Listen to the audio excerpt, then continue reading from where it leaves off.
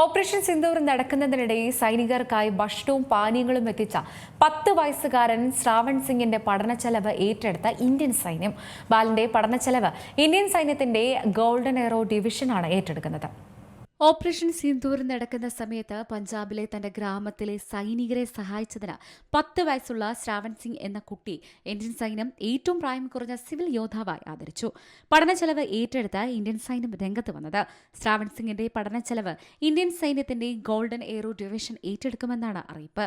Operation Sindoor സമയത്ത് ശ്രാവൺ തന്റെ വീട്ടിൽ നിന്ന് ഇന്ത്യൻ സൈനികർക്കായി വെള്ളം, പാൽ, ലസ്സി, ഐസ് എന്നിവ കൊണ്ടുകൊടുക്കുമായിരുന്നു. പഞ്ചാബിലെ ഫിറോസ്പൂർ ജില്ലയിലെ താരാവാലി ഗ്രാമത്തിൽ താമസിക്കുന്ന ശ്രാവൺ സിംഗ് 4ാം ക്ലാസ് വിദ്യാർത്ഥിയാണ്.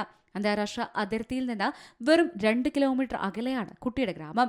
തനിക്ക് പേടി തോന്നിയില്ല എന്നും വലുതാകുമ്പോൾ ഒരു പട്ടാളക്കാരനാകണമെന്നുമാണ് ശ്രാവൺ പറയുന്നത്.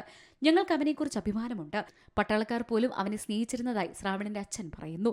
പഹൽഗാം ഭീകരാക്രമണത്തിന് മറുപടിയായി മെയ് 7 ഓപ്പറേഷൻ സിന്ദൂറിന്റെ കീഴിൽ പാകിസ്ഥാനിലെയും പാക് അധീന കാശ്മീരിലെയും 9 ഭീകര ക്യാമ്പുകളിൽ ഇന്ത്യ വ്യോമാക്രമണം നടത്തിയിരുന്നു. National desk, C Malayalam news. ഏറ്റവും പുതിയ വാർത്തകളും വിശേഷങ്ങളും വിരൽ തുമ്പിലറിയാൻ സി മലയാളം ന്യൂസ് എല്ലാ ഡിജിറ്റൽ പ്ലാറ്റ്ഫോമുകളിലും ലഭ്യം.